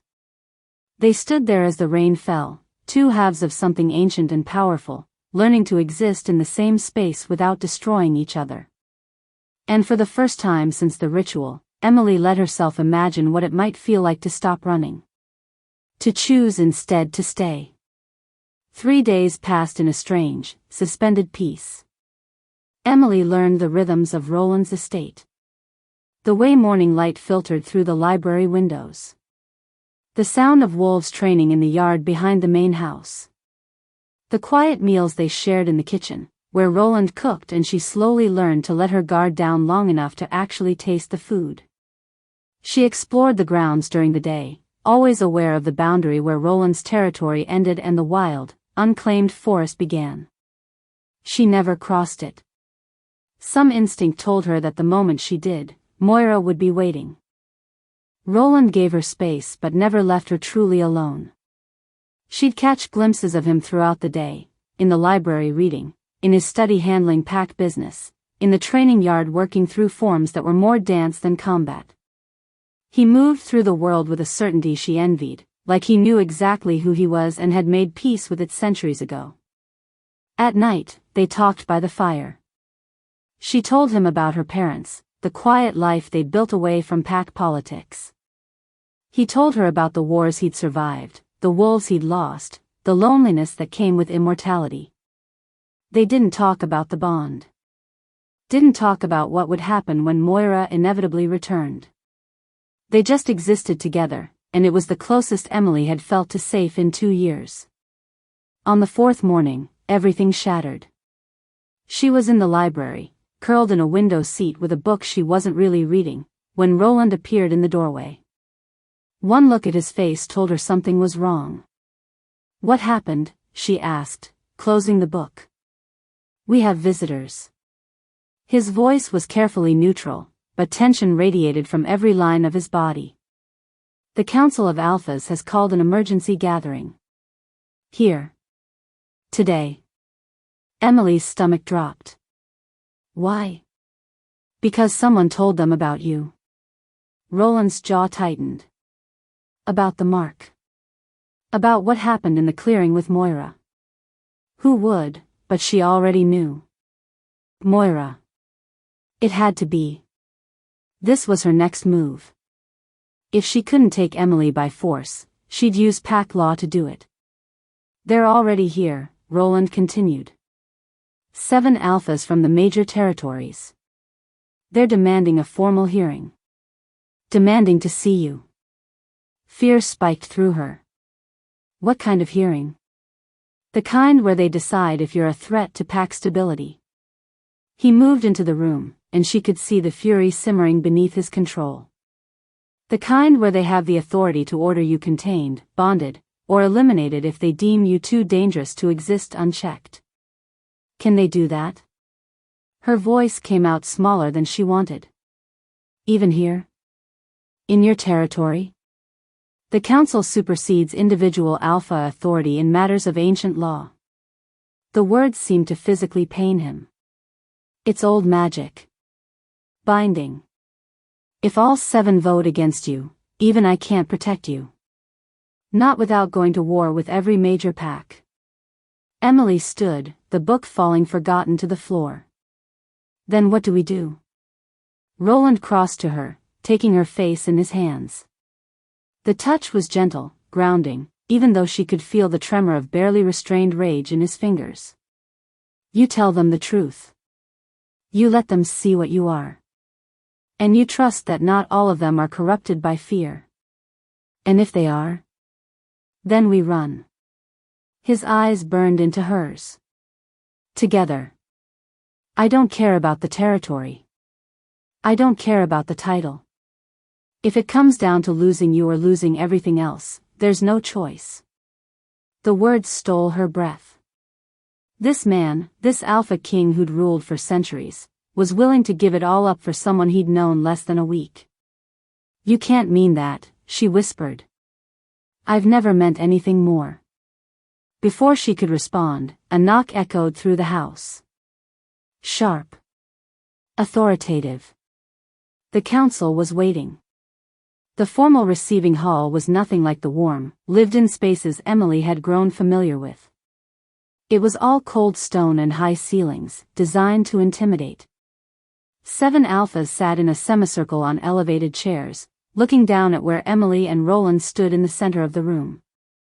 She recognized none of them, but their power was unmistakable. Ancient wolves, every one of them, their eyes holding the weight of centuries. They studied her like she was a specimen under glass. Something to be examined and categorized and ultimately controlled. Elder Moira stood off to the side, her expression carefully neutral, but Emily could see the satisfaction gleaming in her eyes. This was her doing. Her trap. Emily Thorne, the Center Alpha, spoke. He was massive, with silver hair and scars that mapped a lifetime of battles across his exposed arms. You stand accused of carrying an unsanctioned bond mark. Of wielding ancient power without proper training or oversight. Of being a potential threat to pack stability and order. His gaze was granite. How do you answer these charges? Emily's mouth went dry. This wasn't a hearing. It was a trial. And the verdict felt predetermined. I didn't ask for the mark, she said, forcing her voice steady. It was forced on me through a ritual I didn't consent to. Yet you wield its power, another Alpha said, this one a woman with eyes like chips of amber. You demonstrated abilities in unclaimed territory that suggest a bond nearing completion. Dangerous abilities. Uncontrolled. I used power to defend myself, Emily shot back. Against wolves who were trying to drag me back to a pack that tortured me. Is self-defense a crime now? Watch your tone, the silver-haired Alpha warned. You address the council with respect. Respect? The word burst out before she could stop it. You sit up there judging me for something that was done to me. You're not here to listen. You're here to decide if I'm convenient or inconvenient. If I'm a weapon you can use or a threat you need to eliminate. Emily, Roland's hand touched her elbow, a gentle warning. But she was done being careful. Done shrinking herself to make powerful wolves comfortable. None of you care that I was 19 when they carved this mark into my soul, she continued, her voice rising. None of you care that I spent 2 years being broken down and rebuilt into something they could control. You don't see me. You see a problem. And you're trying to decide the easiest way to make me disappear. Silence fell across the hall. The Alphas stared at her with expressions ranging from shock to anger to something that might have been approval. Then Elder Moira spoke. The girl is clearly unstable, she said, her voice dripping false concern. Traumatized. She doesn't understand the danger she represents. The bond she carries was meant to be completed under controlled circumstances, with proper guidance. Instead, she fled. Rejected her purpose. And now she's here, poisoning the Alpha King against his own kind, making him believe her lies. They're not lies, Emily said through clenched teeth. Aren't they? Moira moved forward, addressing the council instead of Emily. She claims the ritual was forced. But she consented. She stood in the circle willingly. She spoke the words. Just because she regrets her choices now doesn't make them invalid. I was 19. Emily's voice cracked. I didn't know what I was agreeing to. Ignorance is not innocence. Moira's eyes were cold. And now look what you've done. You've attached yourself to the Alpha King, the most powerful wolf in our territories, and you expect us to believe it's coincidence? That you stumbled into his lands by accident? The implication hit Emily like a slap. You think I planned this? I think you're a manipulative little Omega who recognized an opportunity. Moira's mask finally dropped, revealing the venom beneath. I think you're using the bond to seduce the Alpha King, to make him weak, to turn him against the very structures that keep our kind safe and organized. That's enough. Roland's voice cut through the hall like a blade. He stepped forward, placing himself partially in front of Emily. You will not speak to her that way. And this proves my point, Moira said, gesturing to him.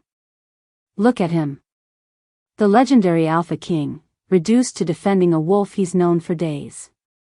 This is what the incomplete bond does. It corrupts. It makes us vulnerable. This is exactly why it must be completed under controlled circumstances, or severed entirely. The silver-haired alpha leaned forward. You're suggesting we sever the bond? I'm suggesting we have 3 options, Moira said. Complete the bond properly, under council supervision, ensuring the power can be monitored and controlled. Sever the bond, which would be painful but would free both parties. Or, she paused, letting the weight build. Eliminate the bearer entirely. The mark dies with her. The Alpha King would be free. The threat would be neutralized. Emily's blood turned to ice. You can't be serious, Roland said, and there was murder in his voice. It's council law, Moira replied smoothly. In cases where an unsanctioned bond threatens pack stability, elimination is a recognized option. Regrettable, certainly. But sometimes necessary. This is insane, Emily breathed. She looked up at the alphas on their elevated seats. You're talking about killing me because I'm inconvenient. Because I won't let you control me. The amber-eyed female alpha spoke, and her voice was gentler than the others. Child, no one wants to kill you. But you have to understand. The power you carry, if it completes without oversight, could destabilize everything. Pack hierarchies exist for a reason.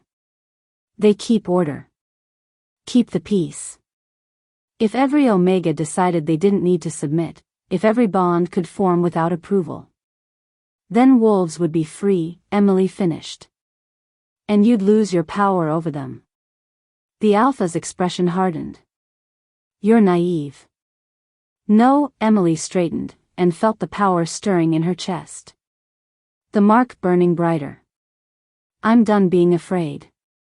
You want to know what I am? What this bond makes me? I'll show you. Emily, don't, Roland started, but it was too late. She let the power rise. Silver light poured from her skin, illuminating the entire hall. The alphas on their seats leaned back, shielding their eyes, but Emily kept pushing. Let them see. Let them understand exactly what they were trying to control. The mark on her chest blazed visible through her clothes, the intricate pattern glowing like molten silver.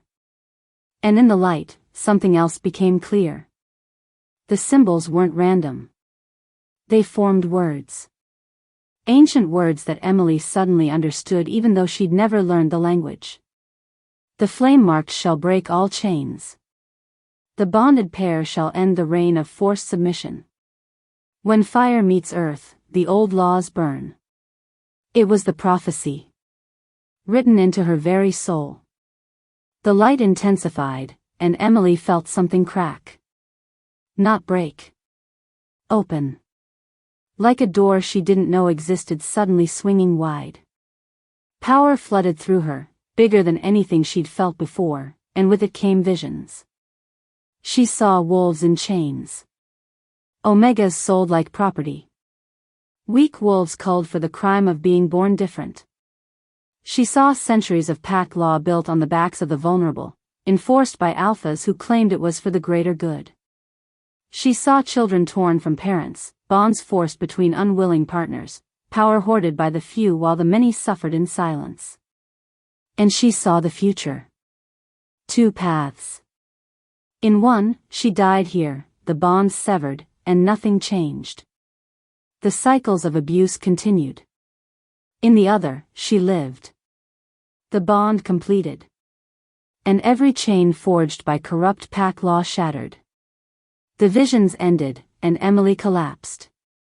Roland caught her, cradling her against his chest as the light faded. She was shaking, crying, overwhelmed by what she'd seen. By the weight of what the bond meant. What did you do? The silver-haired alpha demanded, on his feet now. The other alphas were standing too, looking shaken. Afraid. I showed you the truth, Emily gasped out. This isn't about me being dangerous. It's about you being afraid of what happens when wolves like me stop accepting your rules. Moira's face was twisted with rage. You little. Enough. The word came from the amber-eyed alpha. She descended from her elevated seat, approaching Emily and Roland slowly. When she reached them, she knelt, putting herself at eye level. "What's your name, child?" "Your real name. The one your parents gave you." "Emily," she whispered. "Emily Thorne." The Alpha's eyes widened. "Thorne." She looked up at the other council members. "Her bloodline." "It's irrelevant," the silver-haired Alpha interrupted, but he looked unsettled. "The law is clear. An unsanctioned bond of this magnitude cannot be allowed to complete without." "The law is wrong." Everyone turned to stare at the speaker. It was the youngest Alpha on the council, a man who'd been silent until now. He stood, his expression grim but certain. "The law was written to protect us, yes. But it's been corrupted over centuries. Used to control instead of guide. To enslave instead of unite. And if we continue down this path, if we kill this girl or force her into a completion she doesn't choose," he looked at each council member in turn, "we become the very monsters our ancestors swore we'd never be." "You're talking about revolution," another Alpha said, voice tight with barely controlled fear. "I'm talking about evolution." The young Alpha moved down to stand beside the amber-eyed woman. "Times change. Our laws must change with them. Or we die." The silver-haired Alpha's face was stone. "This council will not be divided. We vote. Now. All in favor of bond completion under council supervision, raise your hand." 3 hands went up. Including Moira, who wasn't even on the council but seemed to have voting power anyway. "All in favor of bonds severing." 2 hands. "All in favor of elimination." The final 2 hands rose. Including the silver-haired Alpha himself. Deadlock. 3 for supervision. 2 for severing. 2 for death. The silver-haired Alpha's smile was cruel. In the case of a tie, the decision falls to the host Alpha. The Alpha King must cast the deciding vote. He looked at Roland. "Choose. You're made under our control, severed from you entirely, or dead. Those are your options." Emily felt Roland's arms tighten around her. She looked up at him and saw the impossible choice written across his face. If he chose supervision, she'd be monitored, controlled, every move dictated by the council. If he chose severing, the bond would be destroyed, and with it, any chance at the freedom the prophecy promised. If he chose elimination, she wouldn't force him to sentence her to death. "There's a 4th option," Emily said quietly. Roland looked down at her. "Emily. Complete the bond. Now. Here. Our choice. Not theirs." She held his gaze. "You said it yourself. If we run, they'll hunt us forever. If we play by their rules, I'm never free. But if we complete it, if we do it our way," she smiled, even through the fear. "Maybe we survive. Maybe we change everything. Or maybe we burn. But at least it's our fire." "You're not ready," he said, but there was hope in his voice. Desperate, terrified hope. "I'm choosing," Emily said. "That makes me ready." The hall erupted. Alphas shouting, Moira screaming protests, chaos breaking over them like a wave. But Emily and Roland remained still, eyes locked, the bond between them singing with recognition. "Are you sure?" he whispered. "No," she admitted. "But I'm choosing anyway." Roland's smile was fierce. Proud. "Then let's burn the world down together." He kissed her. And the bond completed. The moment Roland's lips touched hers, the world exploded. Silver light erupted from both of them, so bright the Alphas had to shield their eyes or turn away completely. The mark on Emily's chest blazed, and she felt an answering burn from Roland's, two halves of the same symbol finally aligning after 30 years of separation. The power that had been dormant, fractured, incomplete, suddenly snapped together like a key turning in a lock that had been waiting centuries to open. Pain came first. Searing, absolute, as the forced ritual mark burned away, replaced by something real. Something chosen. Emily screamed into Roland's mouth, and he held her tighter, his own body rigid with agony as the bond rewrote itself in their souls. Every nerve ending felt like it was on fire, every cell restructuring, every piece of who they'd been individually dissolving to make room for what they were becoming together. Then the pain shattered into something else entirely. Power poured into Emily like a flood breaking through a dam. Not just her own anymore, but Roland's too, 3 centuries of accumulated strength, ancient magic tied to bloodlines that stretched back to the first wolves who'd walked the earth. It should have destroyed her. Should have burned her from the inside out. But instead, it felt like coming home. Like every piece of her that had been scattered and broken was suddenly being gathered up and made whole. She could feel Roland in her mind. Not invading. Not controlling. Just present. His thoughts, his emotions, his absolute conviction that this was right tangling with her own until she couldn't tell where she ended and he began. And beneath it all, the bond thrummed with a truth that made her want to weep. You are mine and I am yours and nothing will separate us again. The light expanded, pressing against the walls of the hall, cracking stone that had stood for generations. The alphas were shouting, scrambling backward, but their voices sounded distant. Muffled. Like Emily was underwater and they were screaming from the surface. Roland broke the kiss, pressing his forehead to hers, both of them gasping for air that tasted like ozone and smoke. Emily, he breathed, and his voice was different. Deeper. Layered with something ancient. Can you hear them? She could. Voices. Thousands of them. Crying out from the past, from the present, from possibilities that hadn't happened yet. Wolves who'd been silenced, broken, erased. Their pain washed over her in waves, and she understood suddenly what the bond had made her. Not just Roland's mate. A voice for the voiceless. A flame to burn away the chains. Make it stop. Moira's scream cut through the chorus. Stop them. They're destroying everything. But the light kept growing. The symbols on Emily's skin weren't just glowing anymore, they were moving, spreading across her arms, her neck, visible marks of power that wrote themselves in real time. Ancient words in a language older than pack law, older than the council, older than the corruption that had twisted Wolf society into something brutal and broken. The silver-haired alpha raised his hand, and Emily felt magic gathering. Attack magic. Meant to sever, to destroy, to stop the bond before it could fully take root. No, Roland's voice shook the foundations. He pulled Emily behind him, his own power rising to meet the threat. You will not touch her. She's an abomination, the alpha roared. The prophecy was never meant to be fulfilled. It will destroy pack order. It will. It will free them, the amber-eyed alpha interrupted, stepping between Roland and the silver-haired leader. That's what you're really afraid of, isn't it? Not chaos. Not destruction. Freedom.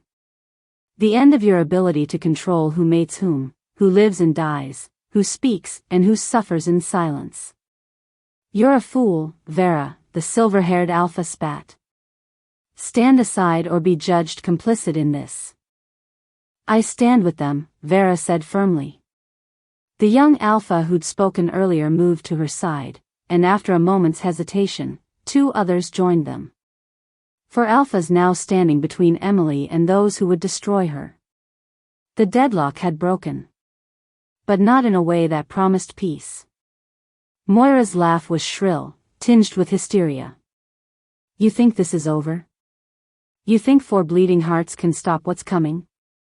She pulled something from her robes, a crystal, dark and pulsing with sickly energy. The pact doesn't need your permission. It just needs blood. She drove the crystal into her own chest.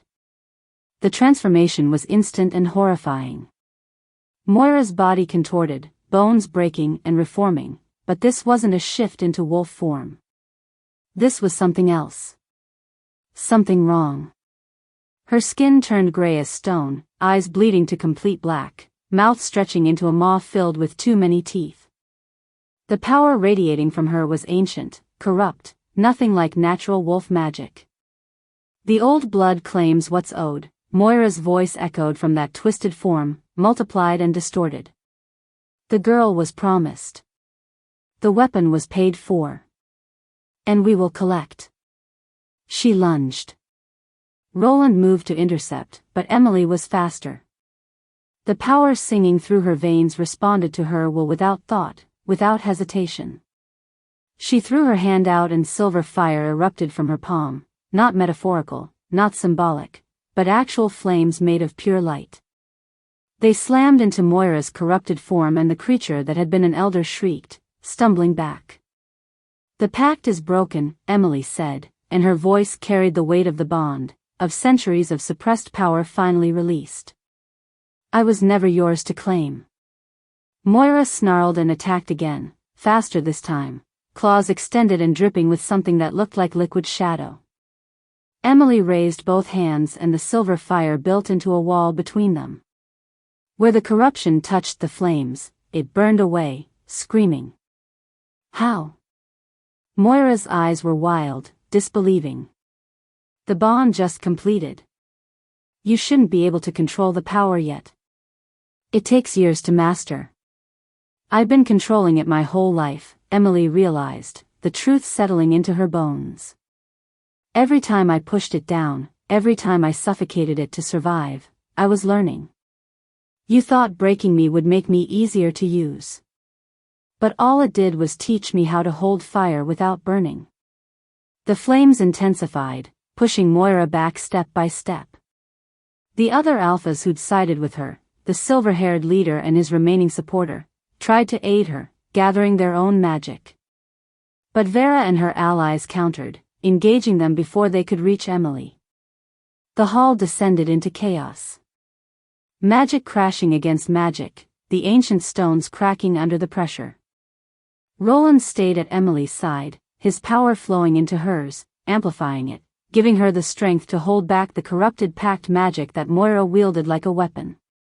You can't win, Moira hissed, her form flickering between wolf and monster and something neither. The pact has been building for centuries. Collecting debts. Feeding on the suffering of every Omega silenced, every weak wolf culled, every forced bond. That power belongs to us now. And we will use it to ensure order prevails forever. Your order is slavery, Emily shot back. The fire in her hands shifted, changed, began forming shapes. She could feel Roland's understanding flowing through the bond, his 3 centuries of tactical knowledge merging with her raw instinct.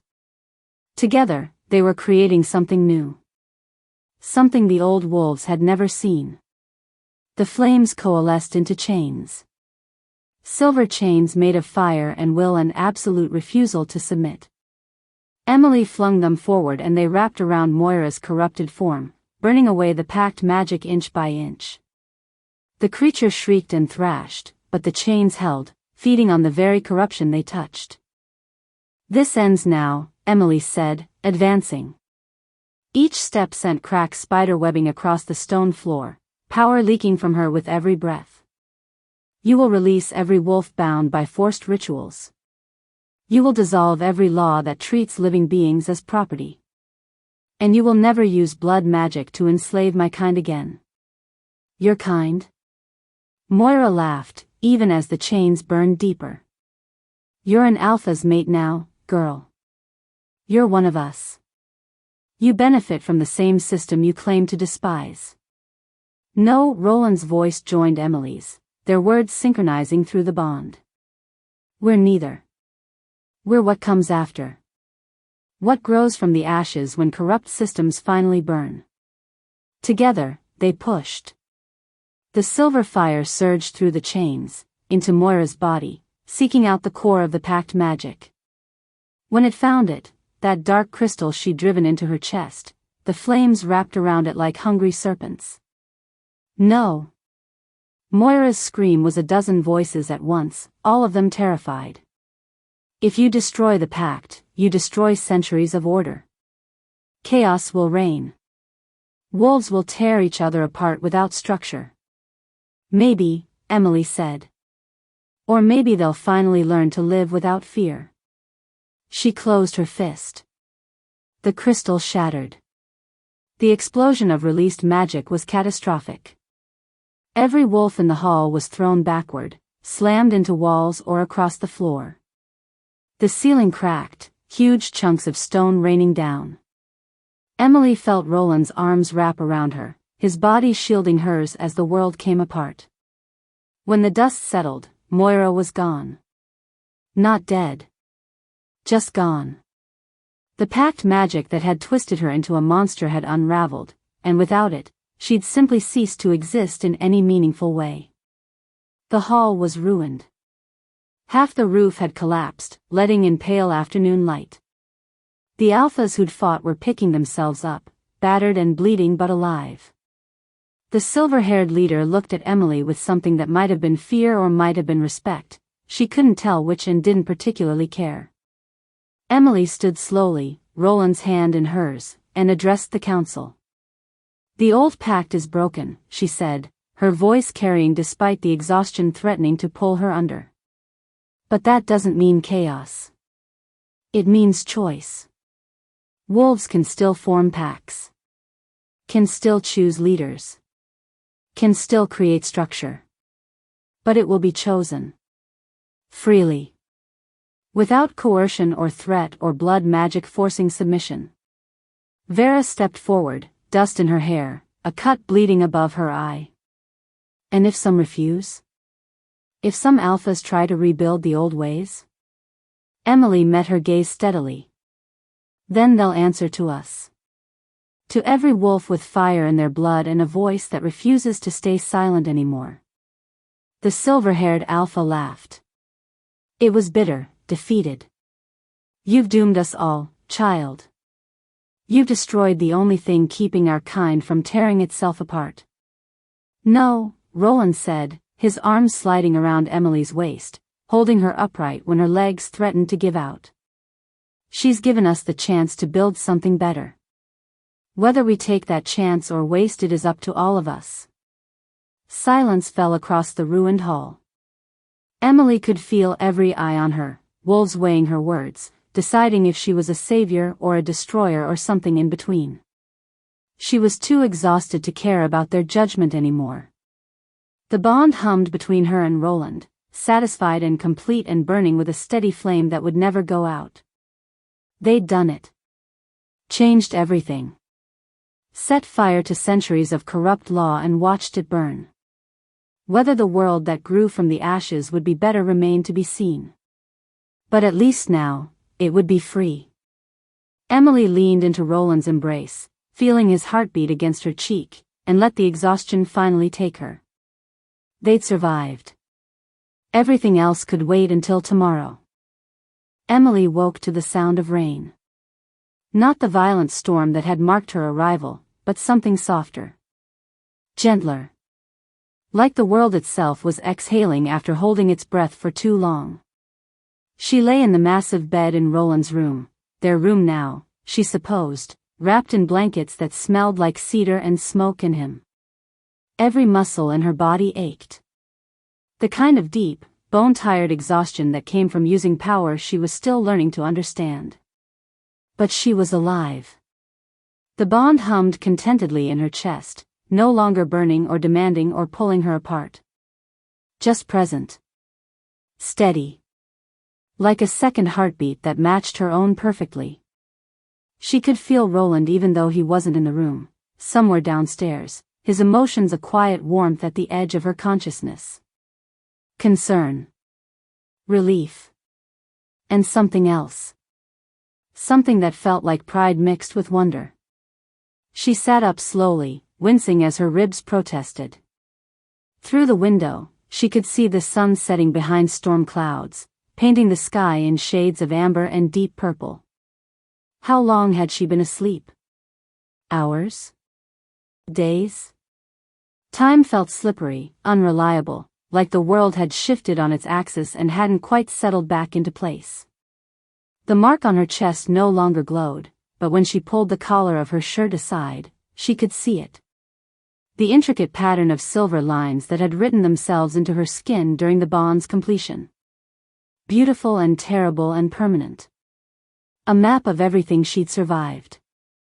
Everything she'd chosen. Everything she'd become. The door opened quietly. Roland stood in the doorway holding a tray, steam rising from what looked like tea and soup. When their eyes met, relief flooded his features so completely it made her chest ache. "You're awake," he said, and there was something raw in his voice. Vulnerable. Like he'd been afraid she wouldn't wake up at all. "How long?" Emily asked. 2 days. He crossed to the bed, setting the tray on the nightstand before sitting carefully on the edge of the mattress. Close but not crowding. "Your body shut down after the bond completed. The healer said it was normal. That the power needed time to settle." His hand found hers, fingers intertwining. "I was starting to worry normal was taking too long." 2 days. Emily tried to process that. What happened? After everything?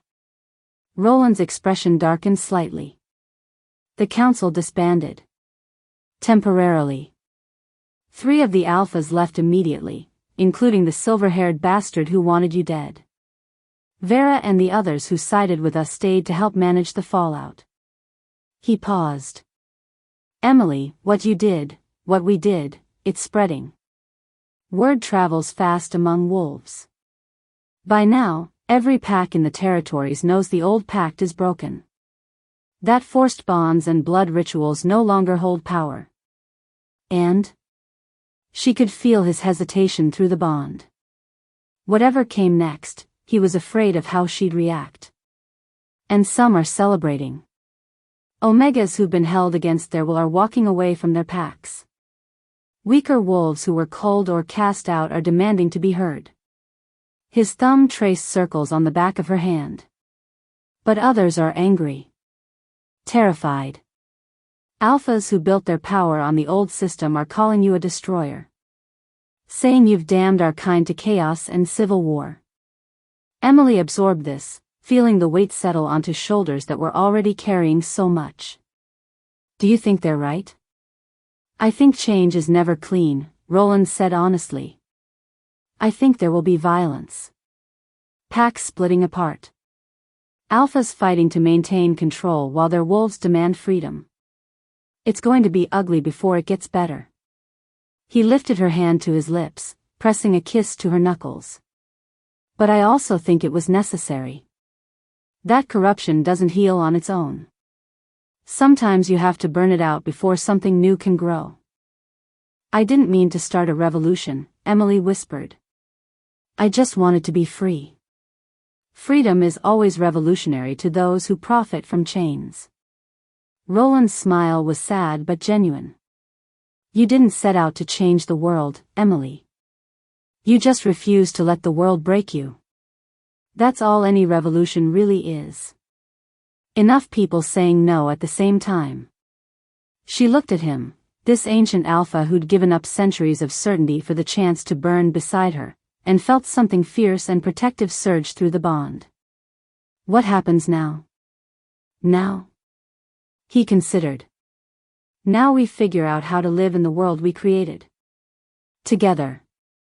His expression grew more serious. "But I need you to understand something. There will be wolves who come for us. Not immediately. But eventually. Alphas who see what we represent as a threat. Packs who want to restore the old order. And they won't be satisfied with just defeating us. They'll want to make examples of us. So we run?" The thought made her stomach turn.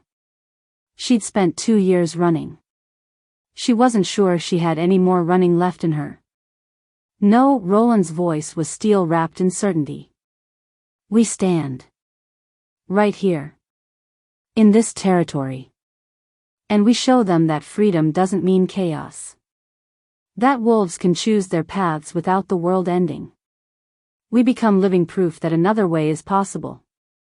That's a lot of responsibility, Emily said quietly. Yes. He didn't try to soften it. But you won't carry it alone. I'm with you. Vera and the others who sided with us, they're with you. And Emily, his eyes searched hers. Every Omega who just walked away from a forced bond, every weak wolf who just demanded to be heard, every parent who no longer has to fear their child being culled for being different, they're all with you too. Whether you wanted to lead them or not. Tears burned behind Emily's eyes. Not from sadness. From the overwhelming realization that her choice, one terrified girl refusing to submit, had given permission to thousands of others to make the same choice. I don't know how to be that person, she admitted. The one they need me to be. You already are, Roland said simply. You just don't see it yet. He was right. She could feel it through the bond. Not arrogance. Not blind faith. Just certainty. He saw something in her that she was still learning to recognize in herself. Strength that looked like survival. Power that looked like refusal. Leadership that looked like standing up even when standing was the scariest option. Maybe that was enough. Maybe it had to be. Emily squeezed his hand, drawing strength from his presence, from the bond that tied them together in ways that went deeper than magic or prophecy. Then I guess we figure it out together. Together, Roland agreed, and the words settled between them like a vow. They sat in comfortable silence as the rain continued its gentle percussion against the windows. Outside, somewhere in the territories, the world was changing. Restructuring. Finding new shapes to fill the void where corrupt laws used to stand. It would be messy. Painful. Some wolves would thrive in the new freedom while others would fight desperately to restore what was lost. But Emily and Roland would face it. Side by side. Fire and earth. Destruction and creation. Two halves of something the old world hadn't been ready for but the new world desperately needed. And maybe, just maybe, that would be enough. Emily looked out at the darkening sky, at the storm clouds breaking apart to reveal stars beyond, and let herself imagine a future that didn't involve running. A future where the mark on her chest was a symbol of choice instead of coercion. Where wolves like her could exist without fear of being used or broken or silenced. It was a beautiful dream. Whether they could make it real remained to be seen. But for the first time in her life, Emily believed it might actually be possible. So here's the question that matters.